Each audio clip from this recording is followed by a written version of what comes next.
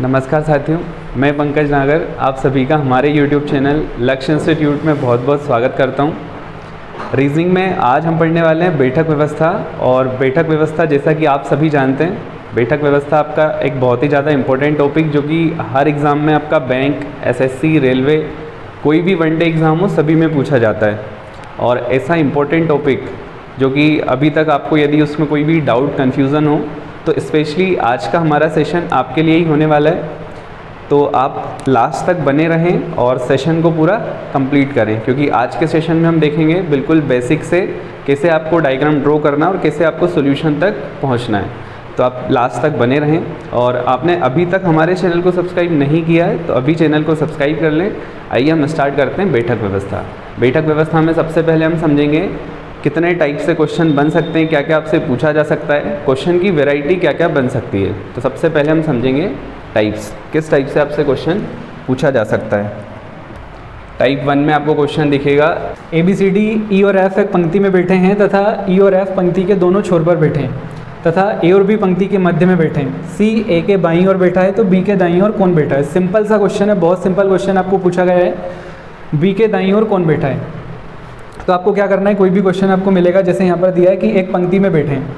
अब यहाँ पर आपको डायरेक्शन नहीं दी है, कौन व्यक्ति किस तरफ मुंह करके बैठा है, किस दिशा में मुंह करके बैठा है, ऐसा आपको यहाँ पर नहीं बोला गया है।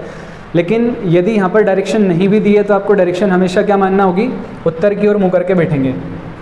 तो यहाँ पर दिया है E और F पंक्ति के दोनों छोर पर बैठे हैं। E और F कहाँ पर बैठे हैं, E और F पंक्ति के दोनों छोर पर बैठे हैं। E और F पंक्ति के दोनों छोर पर बैठे हैं। तो आपका एक छोर होगा लेफ़्ट और दूसरा होगा राइट। एक लेफ़्ट वाले कॉर्नर पर होगा और दूसरा राइट वाले कॉर्नर पर होगा। दो व्यक्तियों को हमें बैठाना है दोनों छोर पर। तो एक बार हम E को यहाँ रख सकते हैं, और यदि E को लेफ़्ट वाले कॉर्नर पर रखा तो F को कहाँ रखना पड़ेगा, राइट वाले कॉर्नर पर रखना पड़ेगा।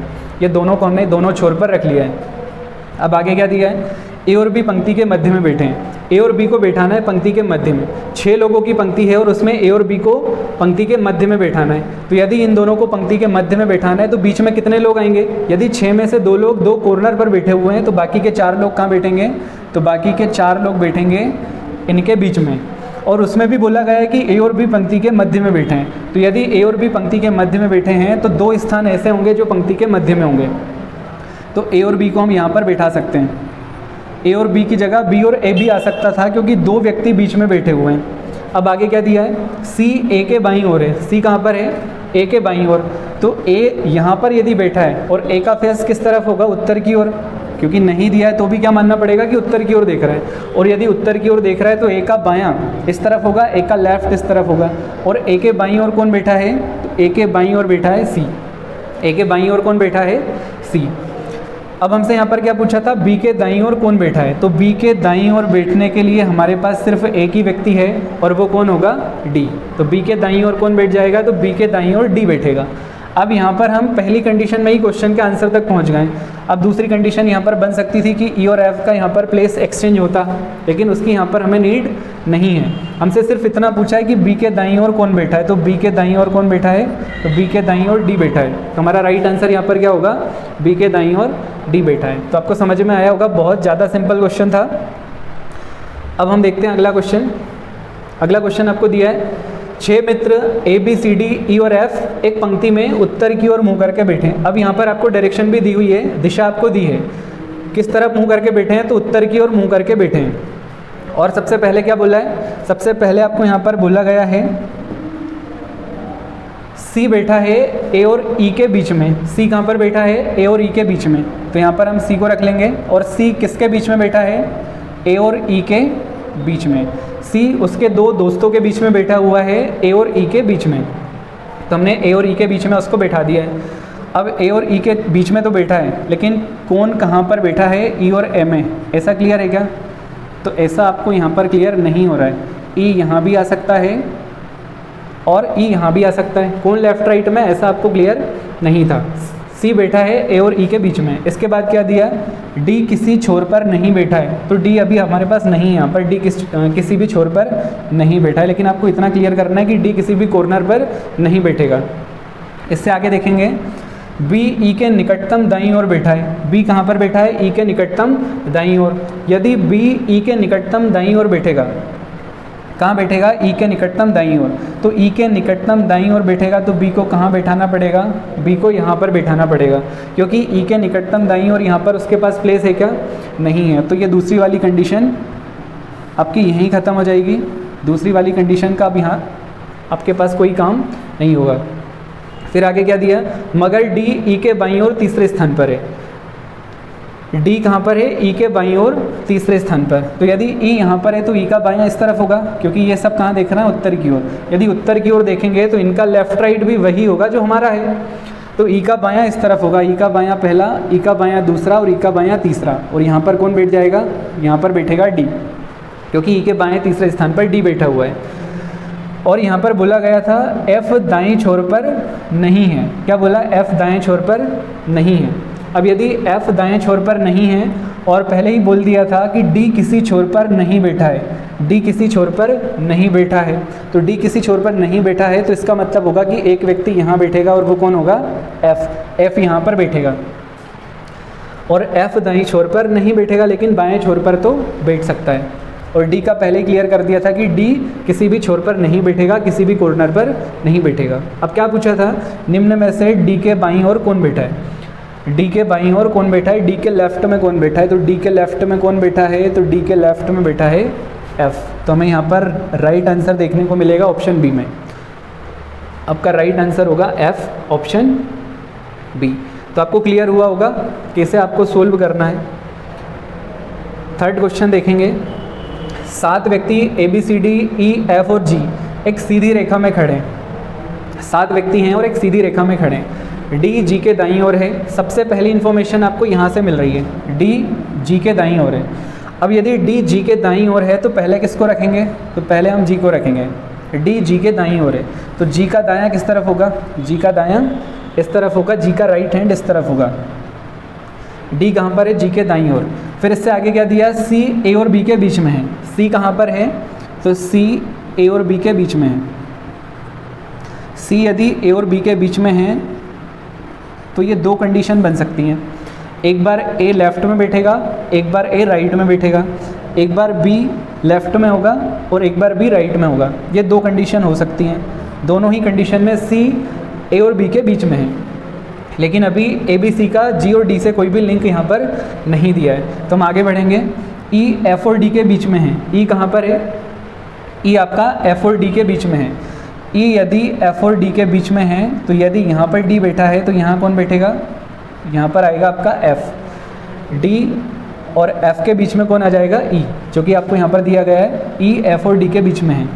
फिर आगे दिया जी और बी के मध्य 3 व्यक्ति हैं। जी और बी के मध्य कितने व्यक्ति हैं?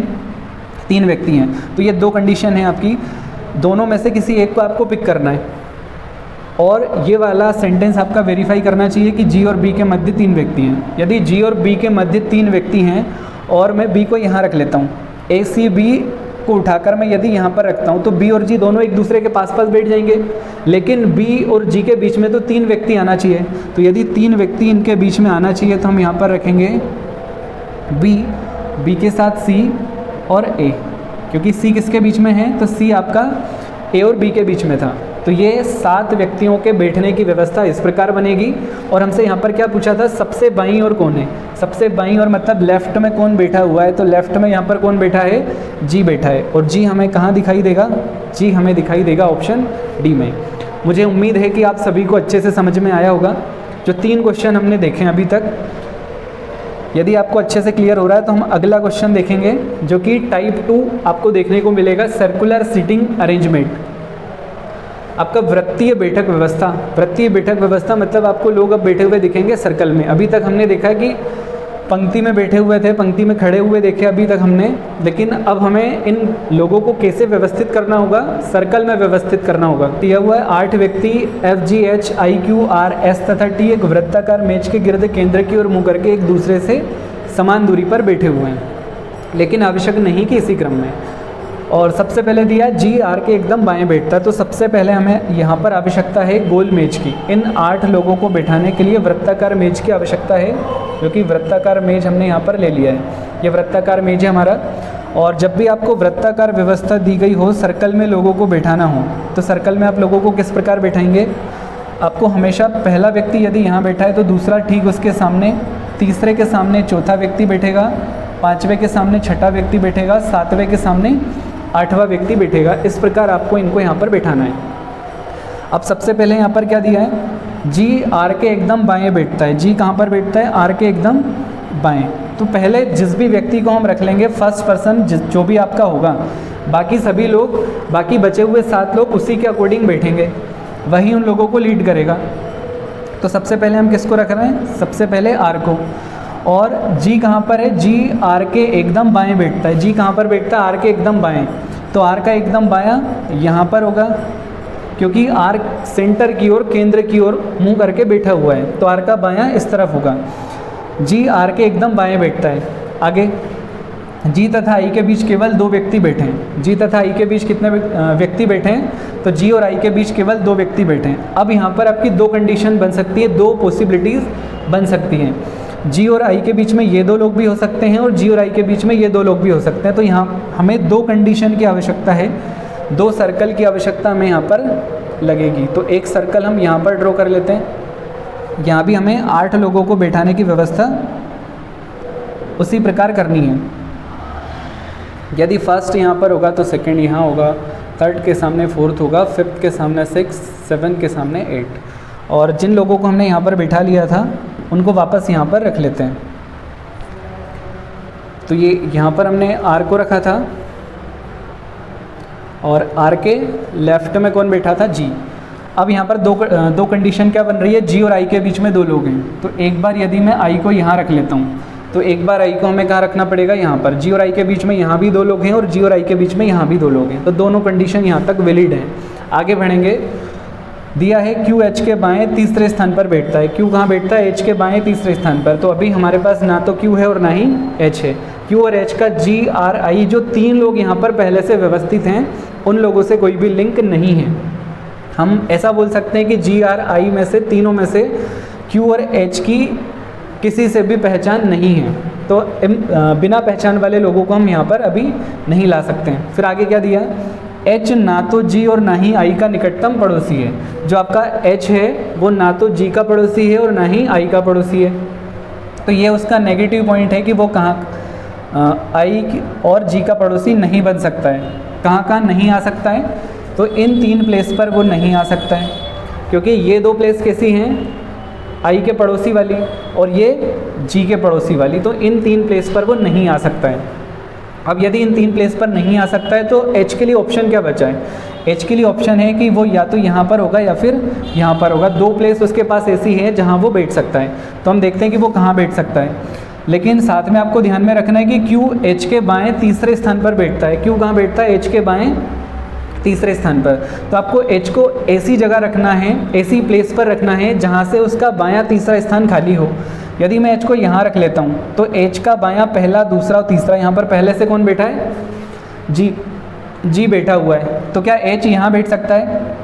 नहीं बैठ सकता। तो एच के लिए सिर्फ एक ऑप्शन है कि उसको मजबूरी में आर के साथ बैठना पड़ेगा। अब हम यहाँ पर देख सकते हैं कि क्यू एच के बाएं तीसरे स्थान पर बैठता है। तो एच के बाएं यदि तीसरे स्थान पर बैठता है तो एच का बायां इस तरफ होगा और एच का बायां इस तरफ होगा। तो एच के बाएं तीसरे स्थान पर यहाँ कौन बैठ जाएगा? क्यू बैठ जाएगा, क्योंकि सभी का मुंह किस तरफ है? केंद्र की ओर है। और यदि केंद्र की ओर मुंह है तो जो हमारा लेफ्ट राइट होगा वही एच का भी लेफ्ट राइट होगा। तो इस वाली कंडीशन में हमने देख लिया कि एच और क्यू कहाँ बैठेंगे, लेकिन साथ में हम इस वाली कंडीशन को भी लेकर चल रहे हैं। तो यहाँ हम फिर से देखेंगे, एच यहाँ नहीं बैठ सकता, यहाँ नहीं बैठ सकता और यहाँ नहीं बैठ सकता। तो 3 प्लेस ऐसी है जहाँ पर एच नहीं आ सकता। तो बाकी की इन 2 प्लेस पर एच आ सकता है। एच यदि इन बाकी की 2 प्लेस पर आ सकता है तो हमें उसको ऐसी जगह रखना है जहाँ से उसका बायां तीसरा स्थान खाली हो। यदि मैं एच को यहाँ रख लेता हूँ, एच को यदि मैं यहाँ रखता हूँ तो एच का बायां पहला, दूसरा, तीसरा और वहाँ पर पहले से कौन बैठा है? आई बैठा हुआ है। इसका मतलब है कि एच यहाँ पर नहीं आ सकता। एच के लिए सिर्फ एक ऑप्शन है कि उसको यहाँ बैठना पड़ेगा। एच यदि यहाँ पर बैठता है तो एच का बायां पहला, दूसरा, तीसरा स्थान ये होगा और यहाँ कौन बैठेगा? क्यू। तो दोनों ही कंडीशन अभी तक हमारी सही चल रही हैं। आगे बढ़ते हैं। एस एफ के एकदम दाएं बैठता है। एस कहाँ पर बैठता है? एफ के एकदम दाएं। यदि एस एफ के एकदम दाएं बैठता है तो एफ के एकदम दाएं बैठने के लिए दोनों को ऐसा स्थान चाहिए जहाँ पर पास पास में खाली स्थान हो। अब पहली वाली कंडीशन में यदि हम देखेंगे तो एस कहाँ बैठता है? एफ के एकदम दाएं। एस के एकदम दाएं बैठता है तो ये दो प्लेस ऐसी हो सकती है जहाँ पर एफ और एस आ सकते हैं। एफ को यदि हम यहाँ पर बैठाते हैं तो क्या एफ के दाएं एस बैठ सकता है? तो बिल्कुल बैठ सकता है। एफ के दाएं एस यहाँ पर बैठ जाएगा।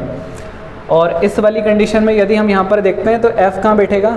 एफ यहाँ बैठेगा और एफ के ठीक दाएं कौन बैठेगा? एस। एफ के ठीक दाएं एस बैठ जाएगा। और लास्ट में क्या दिया है? टी एच का निकटतम पड़ोसी नहीं है।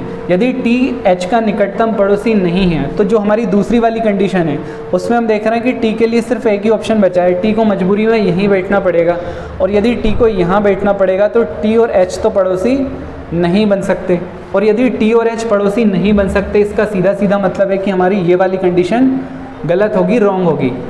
और यहाँ यदि हम देखेंगे तो टी यहाँ पर बैठ सकता है और टी यदि यहाँ पर बैठ सकता है तो टी और एच एक दूसरे के पड़ोसी भी नहीं हैं। तो ये कंडीशन आपकी राइट होगी। ये वाली आपकी बैठने की जो व्यवस्था है 8 लोगों की बिल्कुल सही होगी। अब इससे क्या क्वेश्चन बन सकते हैं वो हम देख लेते हैं। यदि जी के दाएं से गिनती आरंभ की जाए तो जी तथा आई के ठीक मध्य में कौन बैठे हुए हैं? क्या पूछा आपसे? यदि जी के दाएं से गिनती आरंभ की जाए तो सबसे पहले हम देखेंगे कि यहाँ पर जी कहाँ पर है। जी कहाँ पर बैठा हुआ है? तो जी यहाँ बैठा हुआ है। और जी के दाएं से गिनती आरंभ की जाए तो जी का दायां किस तरफ होगा? जी का दायां इस तरफ होगा। जी के दाएं से गिनती आरंभ की जाए तो जी तथा आई के ठीक मध्य में कौन बैठे हुए हैं? अब कौन बैठे हुए हैं और दो दो लोग ऑप्शन में दिखाई दे रहे हैं, मतलब आपको देखना है कि कौन दो लोग ठीक बीच में बैठे हैं। और जी के दाएं से गिनती आरंभ करना है तो जी के दाएं से गिनती यदि हम आरंभ करेंगे तो यहाँ तक गिनना पड़ेगा हमें आई तक।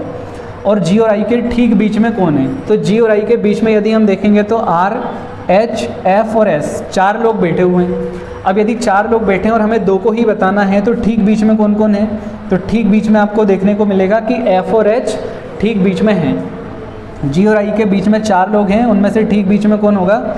एफ और एच। तो एफ और एच हमें किस ऑप्शन में दिख रहा है? तो हमें दिख रहा है ऑप्शन ई में। तो आपका राइट आंसर कौन सा होगा? Option E. एफ एच आपको यहाँ पर देखने को मिलेगा। अगला क्वेश्चन, सेकेंड क्वेश्चन आपको इसी में पूछा, यदि एस के दाएं से गिनती आरंभ की जाए तो एस तथा क्यू के मध्य कितने लोग बैठे हैं? इस बार क्या पूछा है कि कितने लोग बैठे हैं। कहाँ से आपको गिनती आरंभ करना है? एस के दाएं से गिनती आरंभ की जाए तो एस तथा क्यू के मध्य कितने लोग बैठे हैं। हम स्टार्ट करेंगे एस के दाएं से गिनना। तो एस यहाँ पर बैठा हुआ है तो एस का दायां किस तरफ होगा? एस का मुंह केंद्र की ओर है तो एस का दायां होगा इस तरफ। एस के दाएं से आपको गिनना है और एस के दाएं से गिनना है क्यू तक। तो एस के दाएं से क्यू तक यदि हम गिनेंगे तो बीच में कितने लोग हैं? टी और आई। सिर्फ 2 लोग यहाँ पर बैठे हुए हैं। तो 2 लोग बैठे हुए हैं तो हमारा आंसर होगा 2 ऑप्शन बी में जो हमें देखने को मिलेगा। तो हमने देखा कि सर्कल में भी यदि आपको दिया जाता है, सबसे पहले हमने देखा कि पंक्ति वाले क्वेश्चन, रो वाले क्वेश्चन आपको कैसे सोल्व करना है, कैसे उनको बैठाना है। इसके बाद आपका सेकंड टाइप में हम देख रहे हैं कि सर्कल वाला क्वेश्चन आप कैसे सोल्व कर सकते हैं। सर्कल में बैठाने की व्यवस्था यदि आपको दी गई है तो उसको भी आप बहुत ही सिंपल वे में सोल्व कर सकते हैं, जो कि हमने यहाँ पर देखा है। अब हम देखेंगे अगला क्वेश्चन। अगला क्वेश्चन भी आपको सेकेंड टाइप का दिया हुआ है। N, O, P, Q, R, S, T और यू एक वृत्ताकार क्षेत्र के चारों ओर एक दूसरे से समान दूरी पर बैठे हैं, परंतु ये आवश्यक नहीं कि इसी क्रम में। कुछ व्यक्ति केंद्र की ओर मुख करके बैठे हैं जबकि कुछ बाहर की ओर। अब इस बार यहाँ पर आपको कुछ व्यक्ति केंद्र की ओर मुँह करके बैठते हुए दिखेंगे और कुछ व्यक्ति केंद्र से बाहर की ओर मुँह करके बैठते हुए दिखेंगे। तो सबसे पहले हम यहाँ पर देखेंगे एक सर्कल। तो ये हमने यहाँ पर ले लिया है सर्कल। और कितने लोग हैं? तो यहाँ पर N, O, P, Q, R, S, T और यू। तो 8 ही लोग हमें यहाँ पर बैठाना है। 8 लोगों को यहाँ पर बैठने की व्यवस्था आपको फिर से करनी है, लेकिन इस बार यहाँ पर कुछ अलग है। जो हमने लास्ट क्वेश्चन देखे हैं उनसे कुछ आपको अलग